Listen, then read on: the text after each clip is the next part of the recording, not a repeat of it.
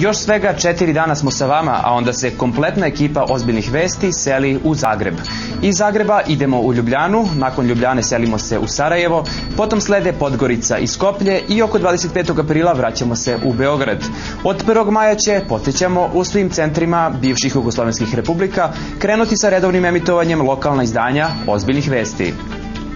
Nebuloze, dakle, koje vi, poštovani gledalci, svakodnevno slušate, uskoro će slušati i naša bivša braća i sestre. Stoga će u narednih mjesec dana biti održane audicije i kursevi obuke pisanja ozbiljnih vesti u glavnim gradovima bivših ju republika. Jedino će Ljubljana dobiti već gotov kontingent od 2000 vesti i to iz poznavaocima viceva o Slovencima dobro znanih razloga.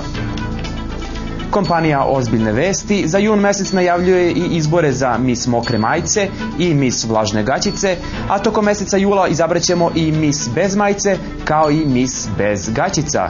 U avgustu smo za sve vas, poštovani gledaoci, pripremili neviđeno iznenađenje, izbor Miss Bez misa. Ozbiljne vesti uskoro i na CNN-u. Naime, sirogojnske nezavisne novosti, CNN, oblačit će u buduće naše voditelje najkvalitetnijim sirogojno džemperima.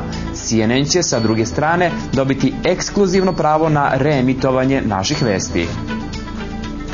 Poznata modna kreatorka Verica Rakočević kreirat će mušku kolekciju za proleće-leto sezonu, inspirisanu upravo našom emisijom. Većina modela, kako saznamo, izgledat će upravo ovako, sa neznatnim razlikama. Sport. Ozbiljne vesti organizovat će 17. aprila prijateljsku fudbalsku utakmicu novinari protiv frizerki. Prvobitni plan da se odigra meč novinari protiv selektora otpao je jer se selektor povukao rekavši da ipak nema kondicije da se sam nosi protiv 11 predstavnika sedme sile.